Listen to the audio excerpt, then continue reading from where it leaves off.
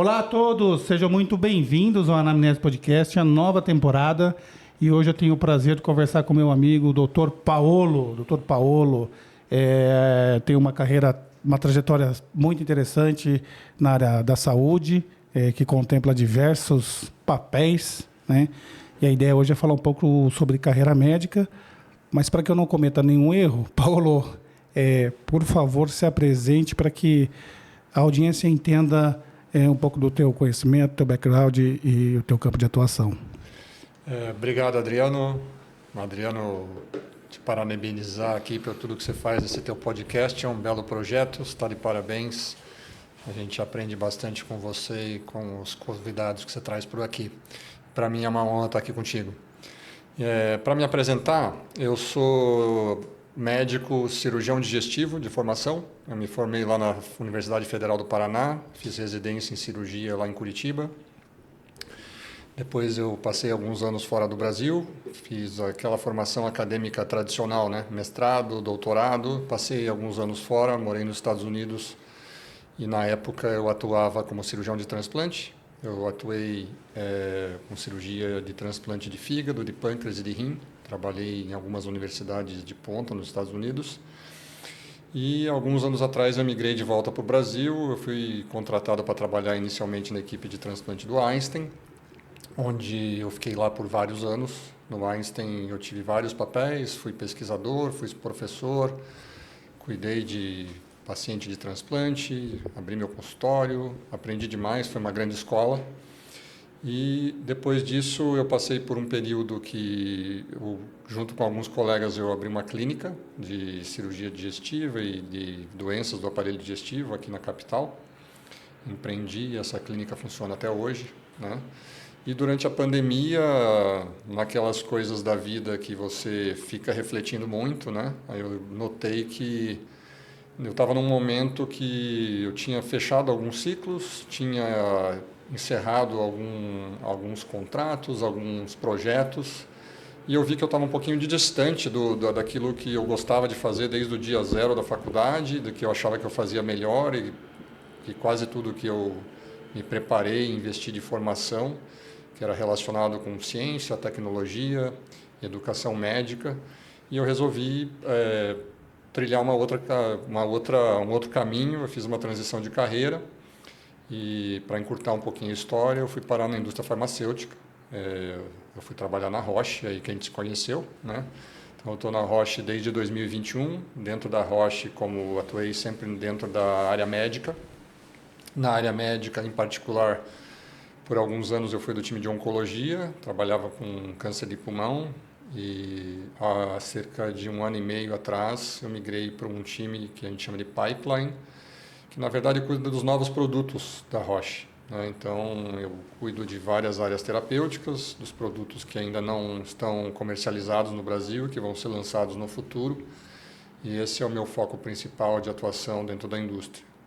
Então eu carrego um pouquinho desse background aí científico, inovação, educação, com bastante experiência clínica e cirúrgica, né? Um pouco de empreendedorismo, sim, muita curiosidade, vontade de aprender, vai se adaptando, e agora bastante foco para trazer coisa nova para pacientes dentro da indústria farmacêutica.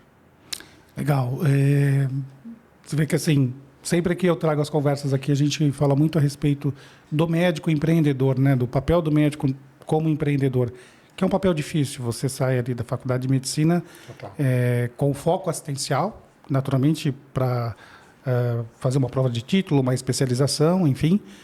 E você tem ali um desafio para encarar o mercado de trabalho, seja empreendendo ou seja prestando serviço, porque o médico, na verdade, na maior parte do papel, é um prestador de serviço ali em hospitais, clínicas. E você fez esse giro pelo mundo aí, vamos falar assim, né? Muitas vezes, tanto eu quanto você, a gente já tinha conversado sobre isso, recebe aí bastante questionamento de outros colegas nossos médicos, pedindo um pouco, é muito carente essa parte de informação e compartilhamento de tomada de decisão para fazer uma transição de carreira, para fazer uma transição de segmento, enfim. Mas eu queria te trazer aí, no começo da tua carreira, né? Como é que é você sair de uma clínica, de um serviço já estabelecido e sair do Brasil? Porque o médico constrói a sua carreira ao longo do tempo também com os pacientes. Como é que foi esse desafio para ti? É interessante essa pergunta. Eu acho que a maneira que eu reflito um pouquinho a respeito disso, primeiro que não era isso que estava planejado, né? Então, assim, o mundo dá volta e às vezes dá voltas que você não entende, você vai parar em lugares que às vezes você não imagina. Eu cheguei em lugares além do que eu imaginava e hoje estou fazendo coisas que eu nunca imaginava que eu ia trabalhar na indústria farmacêutica, nem sabia o que a Roche fazia, o que um médico fazia dentro da indústria farmacêutica. Mas para responder a questão do empreendedorismo ou da necessidade do médico ser um empreendedor ou ter um negócio, eu acho que isso tem dois movimentos muito fortes que convergiram para isso acontecer mais. Na verdade, eu acho que sempre aconteceu, né? Mas eu diria assim, nos últimos 15, 20 anos, provavelmente o que aconteceu muito aqui no Brasil é que os médicos tiveram muita dificuldade de entrar no serviço público, que o médico tradicionalmente tinha uma carreira pública e um consultório privado, né? A segunda coisa que aconteceu, eu acho, é a famosa pejotização, né? Não só na área médica, mas quase muitos profissionais hoje eles não têm mais vínculo CLT com nenhuma empresa, então o médico acaba que tendo que ter a sua pequena empresa para ele poder até prestar serviço, seja nos hospitais, seja para convênio de saúde, ele tem que ter hoje para isso funcionar. E a terceira coisa que eu sempre penso que tem a ver com o momento de carreira, né? Quando você começa recém-formado ou recém-pós-residência, se você fez residência médica, você não tem cliente nenhum, né? Você vai arrumar emprego, você vai dar plantão, e depois você vai chegar em algum momento, alguma fase, que aquilo não fica difícil para você, porque é um estilo de vida difícil, e também porque se você tem o desejo de você crescer e você aumentar a tua responsabilidade, às vezes até a tua renda, né, você vai ter que buscar outros caminhos. E isso às vezes passa por você ter um negócio, né? Então aí a gente vai começar a bater cabeça como médico porque a gente não foi preparado para ter negócio, ou na grande maioria das pessoas não, e hoje isso ainda não faz parte do currículo médico na maioria das faculdades.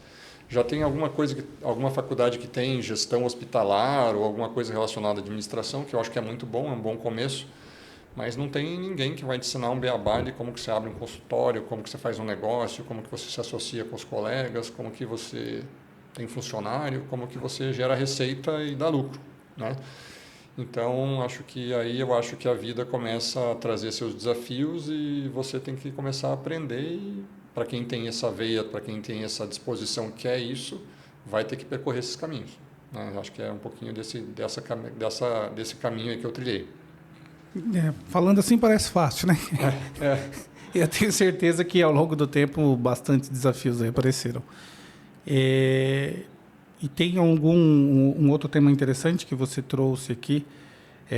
Hoje, qual é o papel, né? Existem vários, mas para a gente colocar de uma forma mais simples e didática, como o médico contribui para o ecossistema da saúde dentro da instituição indústria farmacêutica, né?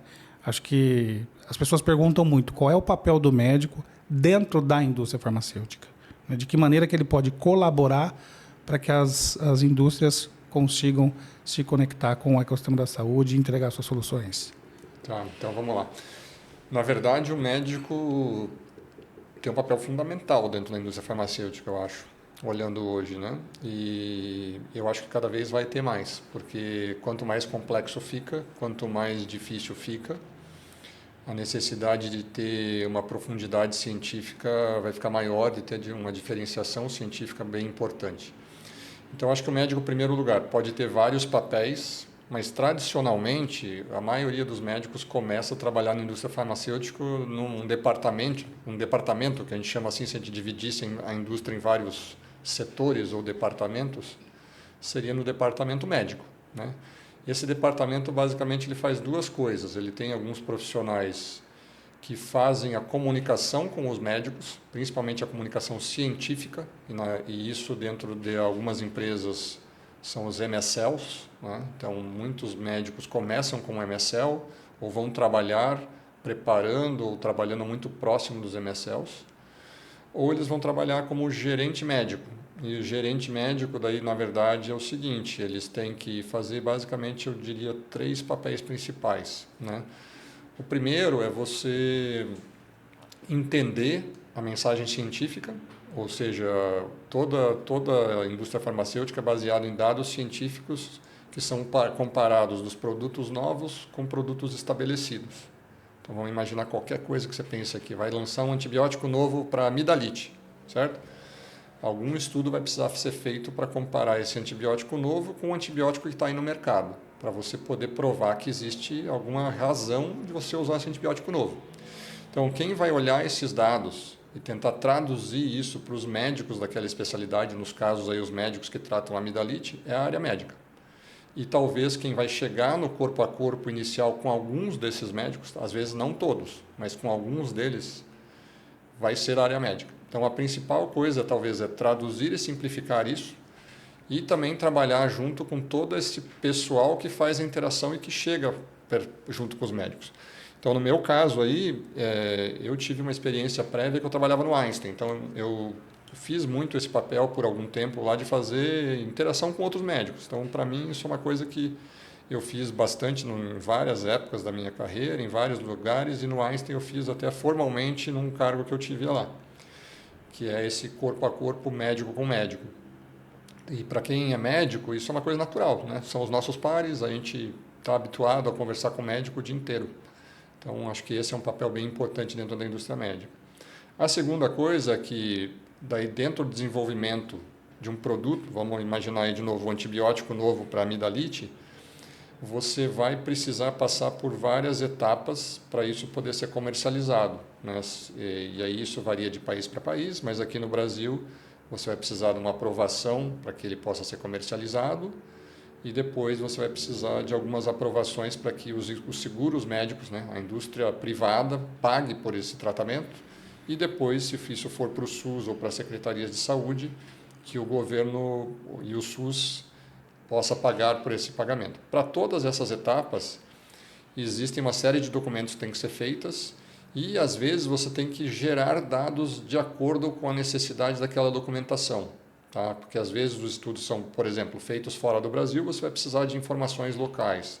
Você faz análises com coisas fora do Brasil, você precisa fazer local. Aí isso a gente chama de geração de evidência. Então, o segundo papel da área médica é gerar as evidências, no caso aí as evidências científicas, e trabalhar com as outras áreas, os outros colegas da indústria, para que essa geração de evidência atenda a todas as necessidades daquilo que vai acontecer com aquele medicamento novo para amidalite. Tá?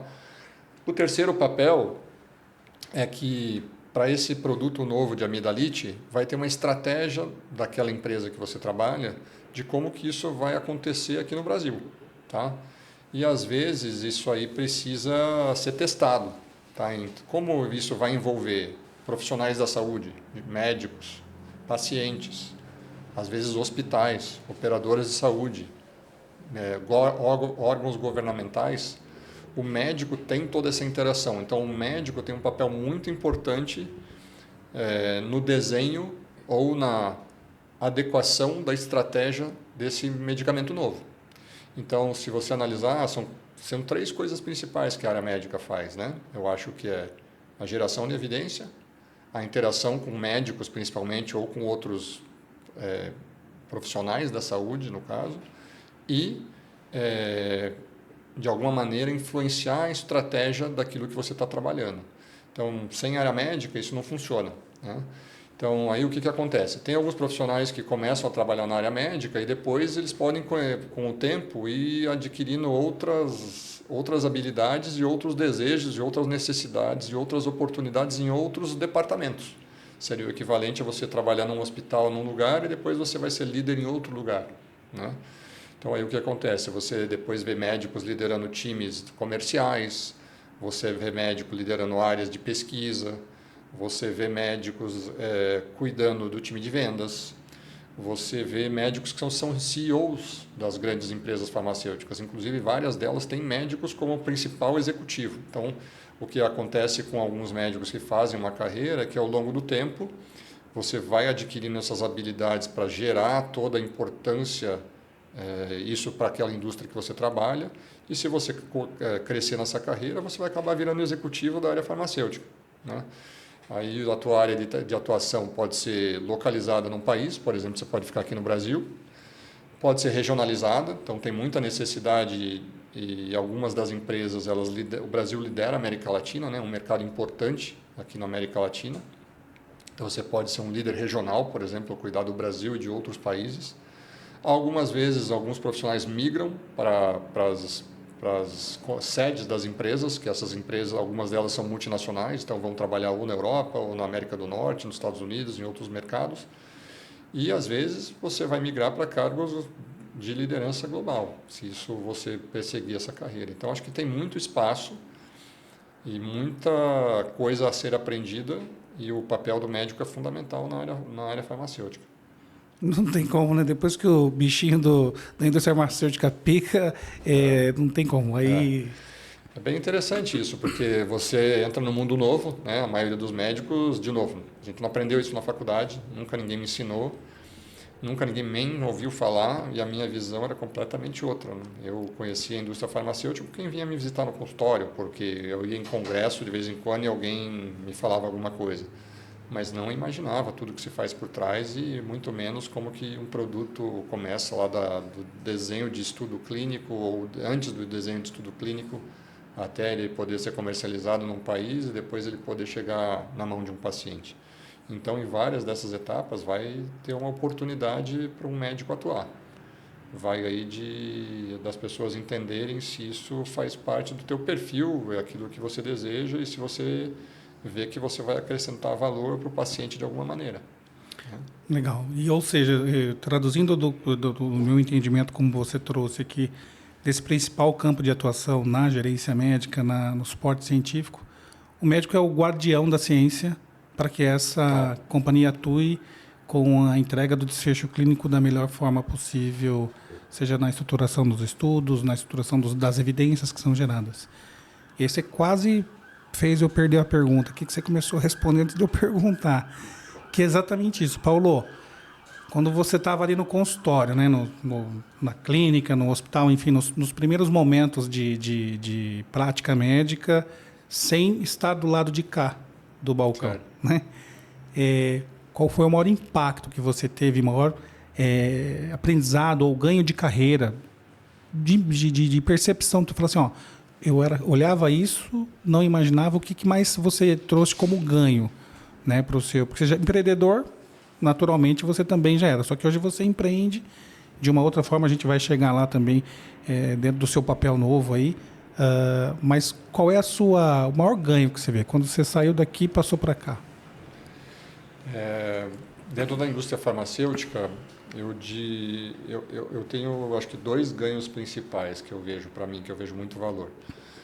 O primeiro é que, depois de ter passado por todas essas trilhas aí que eu te descrevi no comecinho, né, ao longo da carreira, a minha atuação sempre foi paciente a paciente, né? Na clínica onde eu atuo, hoje o volume nosso de atendimento é razoável, entende? Então, assim, como time, a gente sempre atendeu um volume razoável de paciente, mas eu te digo assim, dá para contar nos dedos, certo? Dá para contar quantos pacientes a gente atende por mês, quantas vidas a gente salva por mês, quantos tratamentos a gente faz. E na indústria farmacêutica você tem um impacto maior, né? O teu alcance é maior, né? Te dou um exemplo. Hoje mesmo com telemedicina, eu atendo um e outro paciente fora da grande São Paulo, fora do estado de São Paulo. Eu atendo por telemedicina, ou tem gente que vem do Brasil inteiro ainda para nos ver, mas é pouco, certo? Dentro da indústria farmacêutica, quando a gente comercializa, isso chega em todos os lugares do Brasil, né? Se você tem um papel regional, por exemplo, isso chega em todos os lugares da América Latina. Então, acaba que você vai contribuir com o tratamento de muito mais gente. É uma questão, novamente, de escala, né? Então, principalmente dependendo daquilo que você trabalha, o volume de pacientes que vão chegar, né? sem contar, às vezes, a gravidade desses pacientes, né? Então, tem também, depende daquilo que você trabalha no teu dia a dia e o nível do remédio que você vai trabalhar ou da medicação que você está trabalhando, o que aquela medicação pode fazer na vida de alguém. Então, o impacto, eu acho que é muito maior. Então, assim, eu encaro como esse valor que é adicionado no impacto, né? E para mim tem uma questão muito grande assim, mesmo tendo passado por todas essas etapas de carreira, feito treinamento extenso, visto bastante coisa, eu continuo sendo um curioso e que gosta de aprender coisa nova e eu te digo que quase todo dia eu aprendo alguma coisa nova na indústria farmacêutica, né? Por quê? Porque, primeiro, que é tudo novo para mim, né? Ainda é bastante novo. Segundo, porque tem um universo muito grande, essas empresas são gigantes, elas são globais, né? Você conhece gente de tudo quanto é lugar, trabalha com gente de tudo quanto é jeito e você acaba tendo um aprendizado muito grande, seja para a tua vida pessoal, para a tua vida profissional, seja para os meus pacientes, seja lá para a minha clínica. Então, assim, a maneira como você trabalha em empresas desse porte vai trazer um ganho muito grande, né? Que normalmente os médicos não estão acostumados. Eu já tinha trabalhado em instituições gigantes, né? Empresas, hospitais, universidades de grande porte, mas, assim, a atuação não é global, né? Ou a estruturação de negócio que você faz parte sempre você é nichado, né? A não ser que você tenha uma carreira corporativa muito grande aqui no Brasil e você seja o presidente da empresa. Mas para a grande maioria dos médicos, você vai ter uma atuação muito segmentada. Na indústria farmacêutica, você está dentro de uma engrenagem muito grande que te traz um aprendizado de processos, de relacionamento entre as pessoas, de time e de negócio enorme. Então, para mim, esse foi o principal ganho e esse é o ganho maior e que me fascina um pouquinho e que também me move todo dia, né? O ganho de negócio, de processos, de aprendizados, de time, de liderança e o impacto para os pacientes, enorme, né? Muito bom. Tem um outro ponto aqui que sempre a gente é muito questionado a respeito de atuação do médico dentro das redes sociais, né? Seja no Instagram, seja no LinkedIn, são públicos diferentes, mas muito médico não tem abertura ou não tem iniciativa, não se relaciona muito com a comunicação da rede social dele. E eu queria que você trouxesse um pouco dessa visão, porque muitas vezes a gente conversa com vários colegas e eles falam, ficar postando vídeo, postando informação, é tempo que eu poderia estar otimizando alguma coisa da minha clínica. E você tem uma atuação muito forte nas redes sociais. Eu te acompanho muito mais pelo LinkedIn, confesso. No Instagram não é tanto que eu acabo olhando, mas foco no LinkedIn. E até porque você tem dois papéis, vamos dizer assim, né? Você tem dois públicos ali para se comunicar. Certo. LinkedIn e Instagram são públicos diferentes. Qual é o teu ganho com isso e qual é o teu ônus e bônus? Boa, excelente pergunta. A gente pode passar horas aqui falando disso aqui, né? Mas como que eu vejo isso de uma maneira mais prática, né? O mundo mudou, né? E a nossa comunicação mudou. E aí eu acho que tem duas coisas, né? Se você quer fazer a tua mensagem chegar, hoje as redes sociais são um grande amplificador da mensagem, tá? Então, aquilo que antigamente você tinha que fazer na televisão, em outdoor, seja lá qual o canal de comunicação que você tinha, seja para outros profissionais ou para pacientes, hoje as redes sociais te permitem fazer isso, né? O segundo, que eu acho que tem uma importância muito, muito grande, que todos os médicos deviam repensar, sim, dá trabalho, é chato, se você não é uma pessoa que adora isso, pode passar a ser chato. Como tudo na vida você tem que dedicar, vai demandar energia, tempo e às vezes dinheiro e aprendizado. Só que é um espaço que você precisa ocupar, porque se você não ocupa, alguém vai ocupar. Se você está num mercado que é competitivo, você vai precisar competir. Se você não ocupar, teu competidor vai ocupar. E aqui para nós, médicos, eu acho que a gente tem um papel muito grande de disseminação de mensagem verdade versus fake news, científico versus não científico. Então, se a gente não faz isso, tem gente muito maior, muito pior, né, ou mal preparada que vai ocupar esse espaço, né? Hoje em dia, da maneira como a comunicação nossa acontece, Se você não ocupa o espaço, alguém vai ocupar. Se você não comunica, alguém vai comunicar por você. E aí acho que a gente precisa tomar decisões, né? Como que a gente quer se posicionar. Às vezes não estar presente é uma decisão, né? E eu entendo, mas assim precisa ser muito refletida, né? Porque eu acho que é uma demanda às vezes dos pacientes, da necessidade do mercado, de você poder, seja lá, trocar informações, seja sobre ciência, educação médica, tecnologia ou até valor para o teu paciente. E as redes sociais podem te canalizar para isso. Eu não sou um expert em rede social, acho que eu nunca vou ser, mas eu vejo uma necessidade enorme, né? Então, tem um potencial enorme, tem uma necessidade enorme. Então, acho que aí cabe a cada um de nós refletir dentro daquela atuação que a gente tem, seja ela muito localizada ou que você quer uma atuação maior, como que as redes sociais podem ser um lugar para te dar espaço para isso, né? E que a gente faça bom uso, porque também tem gente que faz mau uso. Aqui nunca a gente vai advogar para fazer mau uso, né? Para fazer coisa que não deveria ser feito, colocar mensagem que não existe, coisa fora da ciência, coisas fora de regulamentação dos nossos conselhos médicos, da nossa profissão médica. Mas tem jeitos de fazer e tem gente que está fazendo isso bem feito, e eu parabenizo quem faz isso bem feito e que consegue ter um impacto maior. E para quem não tem, eu acho que precisa de alguma coisa pensar a respeito, porque talvez tenha uma oportunidade aí que você não está usando. Muito bom. Eu gosto quando você fala que nunca vai ser um expert. Modesto, modesto, modesto. Como você trouxe, né, Paulo? Tem todo esse trabalho que precisa ser dedicado, porque você também não vai entregar suas redes para terceiros comunicarem de maneira que não seja fato científico, uma verdade que possa transformar e ajudar um paciente.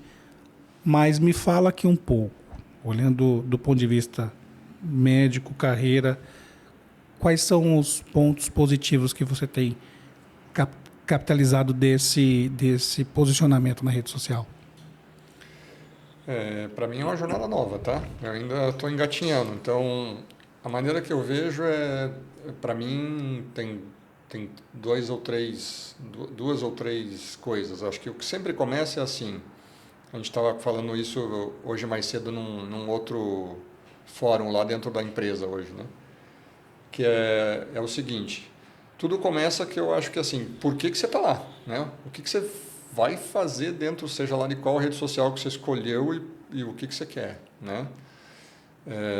Então vamos lá, você pode fazer desde você estar numa rede social porque você quer brincar, dar risada, né? Porque você quer falar para aquele teu núcleo que é muito perto. Então quem vai estar ali? As pessoas que te conhecem, talvez os teus próprios pacientes, os teus familiares, teus amigos. Então esse é uma estratégia, certo? Ou talvez você queira falar para um público maior. Então você quer adquirir novos clientes, você quer adquirir novos pacientes, você quer adquirir novos contatos dentro do setor, seja na tua especialidade ou no setor de saúde. Então, para mim, a maneira como eu olhei, quando eu comecei nas redes sociais foi por uma necessidade. Eu usei o LinkedIn bastante, eu procuro usar, porque eu era novo na indústria farmacêutica, eu tinha todo um background de outra coisa, então eu acho que eu aprendi muito nas redes sociais da indústria farmacêutica, e eu também, de alguma maneira, precisava ser conhecido dentro da empresa e dentro da indústria.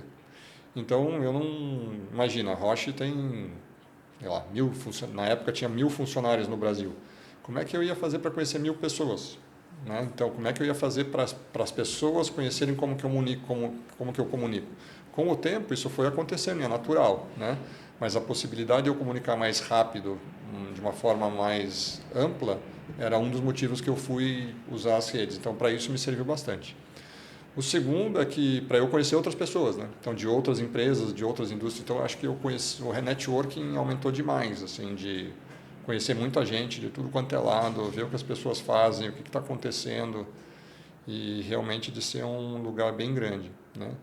E aí tem uma questão de como que você fala para paciente, as mensagens que você passa, né, os canais que você quer utilizar para isso, e eventualmente isso pode educar teu paciente, pode fidelizar o paciente e, dependendo da tua estratégia, pode funcionar ou não para você ter novos pacientes, né?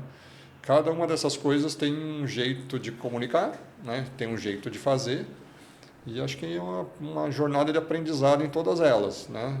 Não é nada simples, nada fácil, mas eu acho que, de novo, vai da pergunta inicial, para que você está indo naquele canal, né?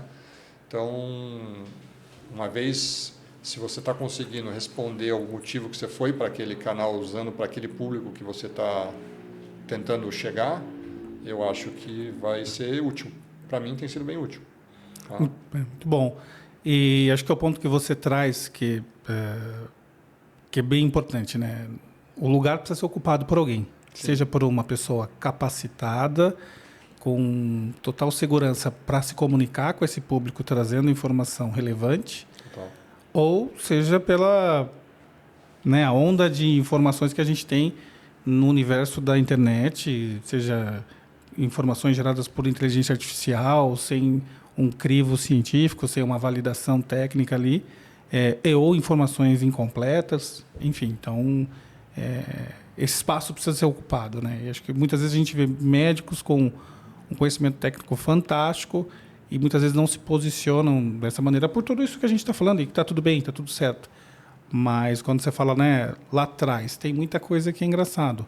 Antes, para você se comunicar sobre prevenção, sobre um cuidado de uma doença que está tendo uma epidemia ou algo do gênero, qual é o canal de comunicação? O canal de comunicação, que era a rede de TV aberta, extremamente pouco acessível, porque poucos médicos têm acesso a se comunicarem com toda a massa. E hoje a internet, pelas redes sociais, ele democratiza essa fala do médico, onde ele pode ser o seu próprio canal de informação, sem depender de um canal maior, gigantesco, que isso imputa na sua reputação, na sua agenda. E é como você falou, acho que o propósito. Por que você está ali, para que você está ali, né? Acho que esse ponto é bem importante. E teve uma outra fala sua aqui que me chama muita atenção, né? Que acho que, diante da sua trajetória, você conhece sistemas de saúde tão complexos quanto nossos, né? Ou menos complexos, mas com as suas particularidades. Então, você conhece outros sistemas fora do Brasil, conhece o sistema do Brasil, atuou dentro de instituições muito relevantes, com ampla capacidade de arsenal de soluções científicas e de bastante infraestrutura. Hoje também você tem um papel que você olha para as novas tecnologias, né? Então você está olhando para o futuro e como é que isso chega no Brasil. E eu queria entender de você, do ponto de vista do nosso momento, né? Qual é o principal desafio que hoje existe para que a gente possa trazer soluções para o Brasil, né? Você comentou bastante uma coisa interessante, que é a área de transplantes. Como é que isso se conecta com o Brasil? Como é que você olha essa sua experiência em trazer soluções para o Brasil? Sejam cirurgias, né, diferente do que a gente tem aqui hoje, tecnologia. A gente sabe que quando a gente fala de um produto, tem um protocolo muito grande a ser seguido para ser implementado num país. Mas que momento que a gente está? Como é que você olha para o Brasil hoje? Eu acho que, como país, a gente evoluiu muito, muito, muito, muito mesmo. Tá? Então, te dar o exemplo aí, eu sou formado há algumas décadas já, certo? E se você olhar lá, quando eu estava na faculdade de medicina, a medicina era muito, muito diferente aqui no Brasil do que era fora do Brasil. A gente tinha um abismo e esse diferencial vem diminuindo. Vem diminuindo por alguns motivos, eu acho. Primeiro porque você tem muitos bons profissionais aqui no Brasil. Esses profissionais são muito bem formados, principalmente aqueles que lideram as suas áreas, as suas especialidades médicas, os seus nichos de atuação, que antes era restrito a poucos lugares, né? As grandes, talvez no Rio de Janeiro e em São Paulo. Hoje, na maioria das capitais, você tem gente de ponta e você já tem várias cidades de médio e menor porte e profissionais subespecializados muito bem treinados, né? Então, acho que isso evoluiu muito. O segundo, que a gente tem algumas instituições agora no Brasil, hospitais e algumas instituições médicas muito grandes, né, que convergiram, se fundiram, tiveram dinheiro de investidor, investe em ensino, pesquisa tem algumas ranqueadas entre as melhores do mundo aqui no Brasil. Isso não tinha. Se você olhar 2, 3 décadas atrás, a gente não tinha uma operadora do tamanho que a gente tem hoje, a gente não tinha hospitais ranqueados nesse padrão, a gente não tinha. Então, a gente evoluiu muito. A gente tem muitos desafios, né? Então, assim, um que eu vejo é que o envelhecimento da população vai ser um problema, não só aqui, mas em todo lugar, né? Então, como é que a gente vai fazer para cuidar de todo mundo, para cuidar das doenças crônicas, né? E como é que a gente vai fazer para sustentar tudo isso, né? Então, esse é um desafio. O segundo desafio que eu vejo é não necessariamente do aprendizado ou de trazer uma nova tecnologia, seja um medicamento ou uma cirurgia ou um aparelho. Eu acho que isso hoje chega muito mais rápido no Brasil, né? Então, vou te dar um exemplo. 3 décadas atrás, até pela tecnologia da informação como era, né? Para você ler um artigo científico, você não tinha no Brasil. Hoje você saiu publicado, antes de sair publicado, tá no celular de quase todos os médicos aqui que acompanham literatura no Brasil. Então, essa diferença diminuiu muito, né? Hoje você vai num congresso, tem muito brasileiro. Você vai nos maiores congressos de especialidade e tem 400, 300 médicos brasileiros. Não tinha isso, não existia isso. Então, hoje você fala sobre uma tecnologia nova, alguém já vai em algum lugar aprender, tentar trazer. Se for uma técnica cirúrgica nova, vai lá se treinar. Ou vai trazer alguém para treinar aqui. Então, acho que isso acontece muito mais rápido, né? A nossa dificuldade, assim, em termos de financiamento dessas tecnologias, essas instituições de maior, no sistema privado, elas hoje têm capacidade de financiar isso tudo. Então, você tem essas instituições maiores e os hospitais todos tentando um competir com o outro, que investem um volume grande de dinheiro anualmente para aumentar seu parque tecnológico, né? Então, acho que isso vai continuar acontecendo e vai continuar vindo para o Brasil.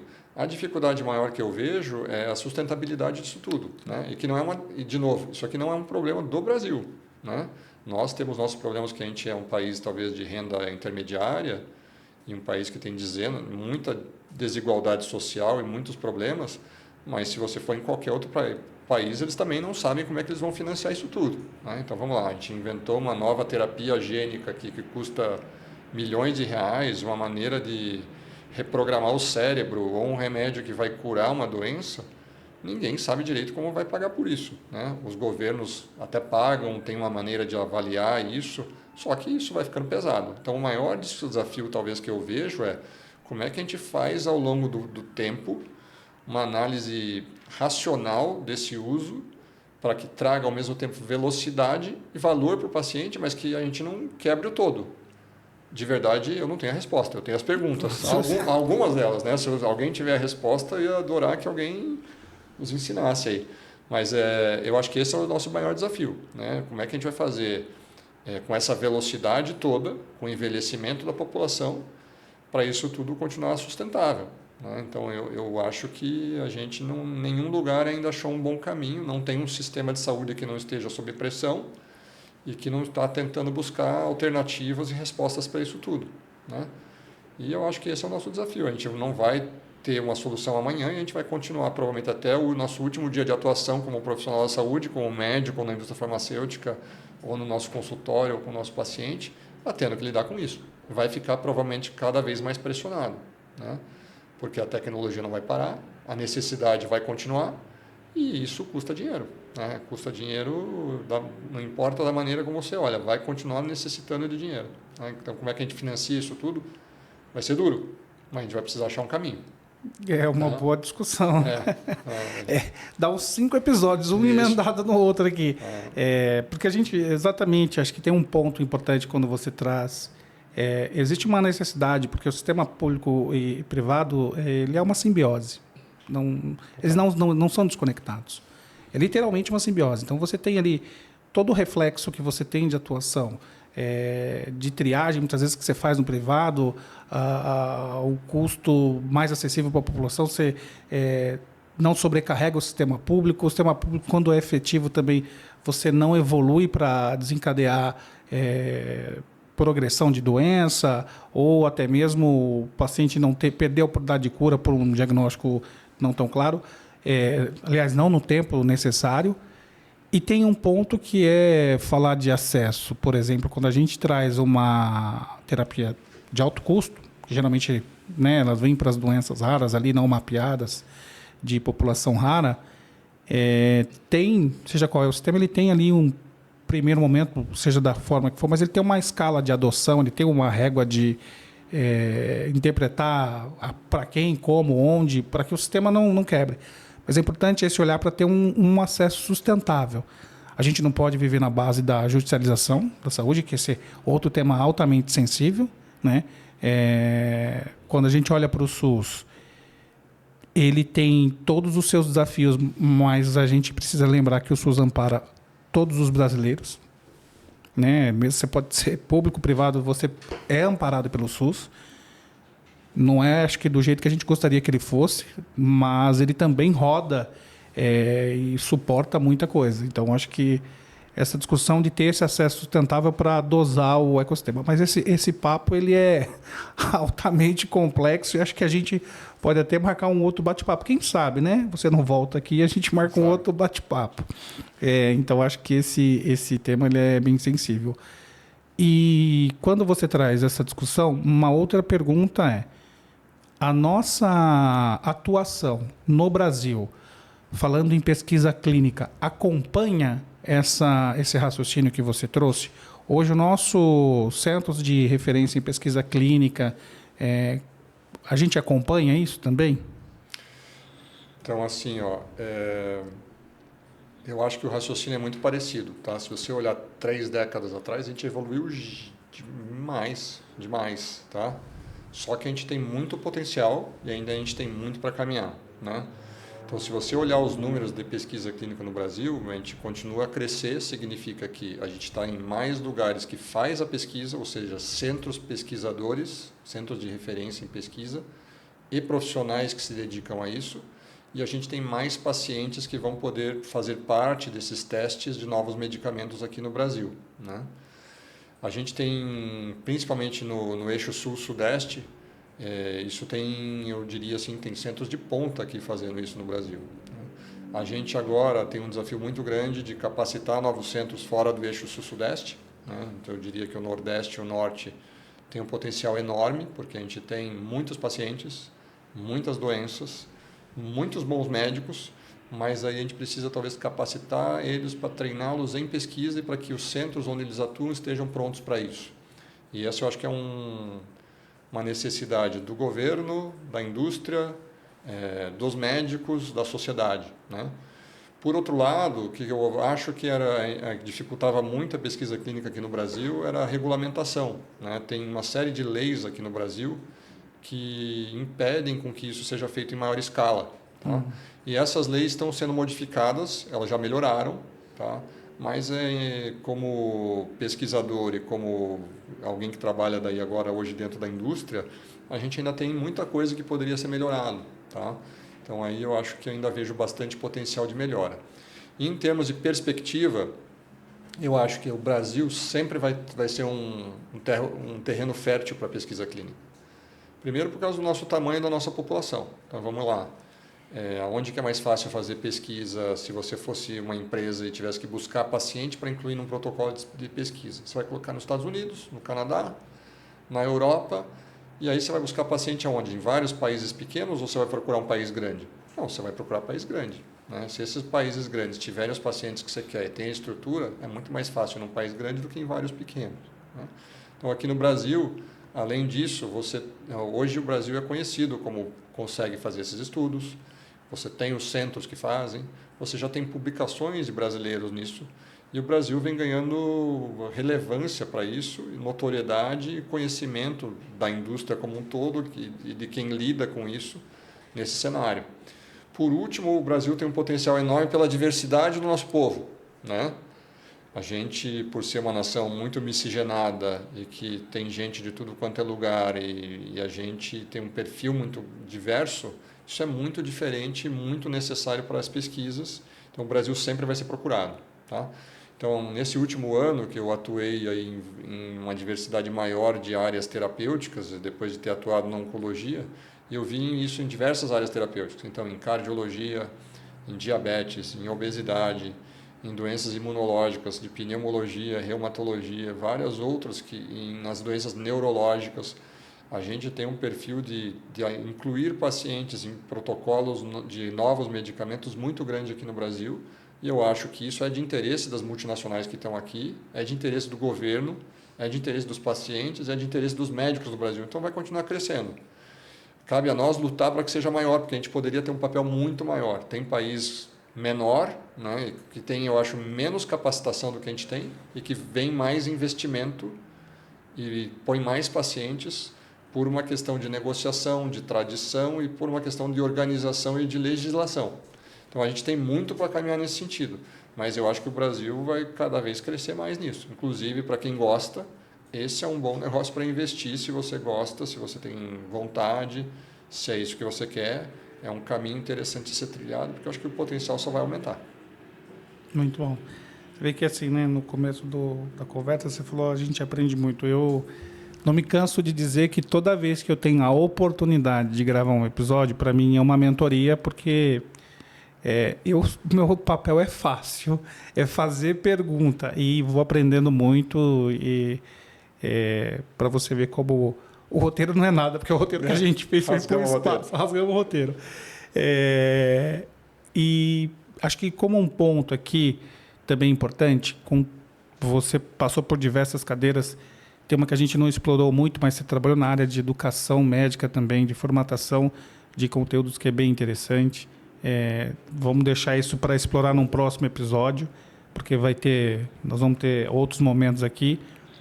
Mas para deixar uma mensagem-chave, né, ou responder a curiosidade dos médicos quando olham para a indústria farmacêutica, né? Acho que quais são os 3 pontos aí que você...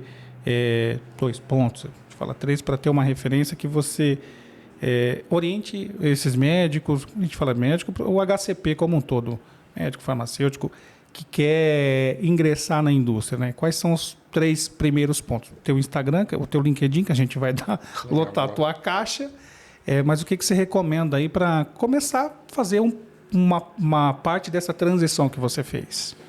Legal, isso aí é uma coisa que eu também adoro. Então, assim, a primeira coisa, né, que é natural que haja uma dificuldade para você entrar, né? Primeiro porque eu acho que a gente não é preparado para isso e não necessariamente está pronto para entrar no dia zero, certo?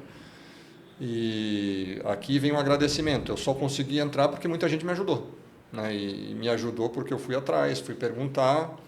E eu também notei que 2 coisas eram importantes. Primeiro, para mim, foi muito importante entender tudo isso, entender um pouquinho melhor o universo, conversar com outras pessoas, expandir o networking. Lá no meio da pandemia, quando eu decidi fazer essa transição, demorei muito para decidir que era esse o caminho que eu queria trilhar, porque eu não entendia direito para onde que eu queria ir.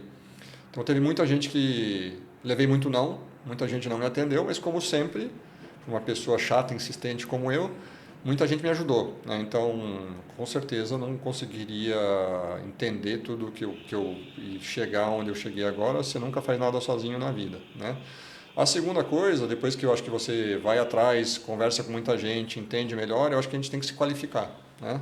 Então, o médico tem uma vantagem muito grande, que é aprender sobre a doença ou sobre o paciente muito rápido. Então, isso é um diferencial competitivo dentro da indústria. Isso, para outros profissionais, às vezes é mais difícil, né? E essa é a grande facilidade do médico. Mas, por outro lado, todo o resto a gente não sabe. Você não sabe sobre marketing, você não sabe sobre sistema regulatório, você não sabe sobre acesso, você não sabe sobre compliance, jurídico, como funciona isso tudo.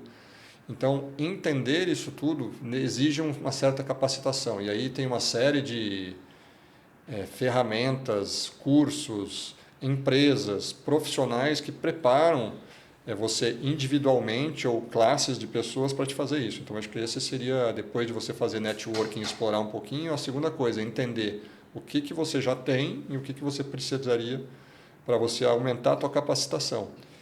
E depois eu acho que você precisa experimentar, né? Eu lembro que a primeira pessoa que me contratou, e ela me falou uma coisa na primeira semana que eu nunca esqueci: você tem que sentar na cadeira um pouquinho. Como tudo na vida, a teoria é linda, depois que você senta, é diferente. Então, eu acho que você tem que explorar, né?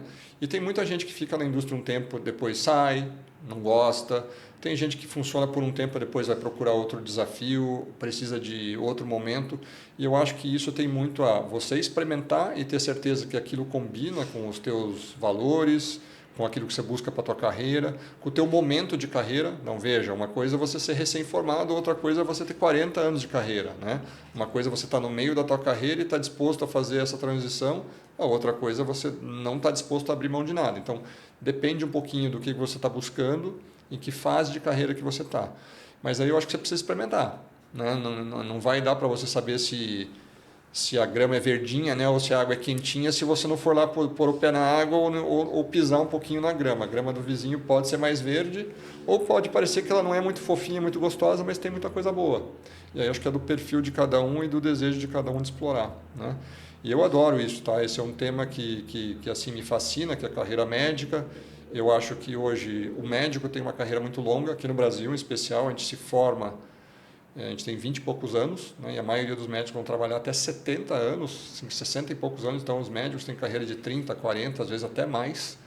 E hoje, com toda essa complexidade da medicina e do que está acontecendo no mercado, e o tanto que isso mudou, que foi um pouquinho do que a gente conversou aqui hoje, eu acho que dificilmente o médico vai ter a mesma carreira do dia que ele formou até o final. Antigamente isso acontecia, certo? Você abria um consultório e ia até o fim da carreira lá naquele mesmo consultório. Hoje em dia eu acho que isso é muito, muito difícil. Exige muito e eu acho que não é impossível, mas eu acho que é difícil e vai ficar cada vez mais difícil. Então, provavelmente, nós como médicos vamos passar por etapas de carreira como outros profissionais sempre passaram. Mas se você pegar qualquer outra carreira, a pessoa começava lá júnior, né, pleno, sênior, virava diretor, virava vice-presidente, alguns mudavam de carreira para outra carreira, faziam uma segunda carreira. E eu acho que o médico vai um pouquinho por esse caminho. Então, talvez, muita gente vai buscar outros caminhos que não é o tradicional de você ou abrir um consultório, ou trabalhar num hospital, num posto de saúde, que aquilo está habituado. Porque eu acho que vai exigir mais da gente, talvez, fazer mudanças de carreira. E a indústria farmacêutica ela vai continuar e vai tendo necessidade de ter mais gente na área médica e até mesmo fora da área médica, para gente que tem esse perfil de querer passar por tudo isso. Então, se você tem esse desejo de explorar, de se recapacitar e de alguma maneira experimentar, minha sugestão, vai atrás. Se quiser trocar uma mensagem, tomar um cafezinho, nós estamos à disposição, que eu gosto bastante disso aí. Esse tema é maravilhoso. Que bom, muito legal. Se deixar, nós vamos atravessar a madrugada. Boa, boa. Não sei que hora que você está assistindo, mas nós estamos beirando aqui 11 horas da noite, que são os nossos horários aí de encaixe para a gente conseguir produzir aqui. Ficaria um tempo total aqui contigo, mas caminhamos aqui para, acho que, desfecho dessa nossa conversa. Tem alguma pergunta que eu não te fiz, que você gostaria que eu fizesse? Ou tem alguma coisa que você quer falar e que eu não gerei a oportunidade do assunto?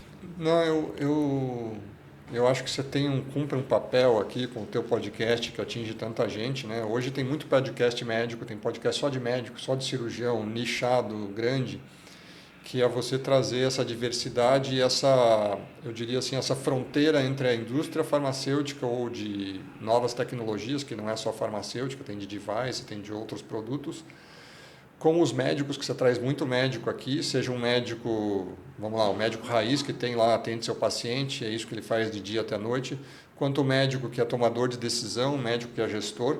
Então, essa interface entre esses vários profissionais é uma coisa muito interessante e você presta um serviço muito grande, né?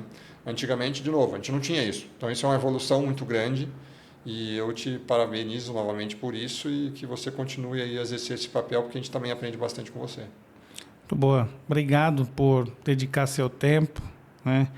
E a gente sabe que a nossa gestão de tempo é altamente rígida para a gente conseguir cumprir todos os nossos compromissos, tudo, mas quero te agradecer.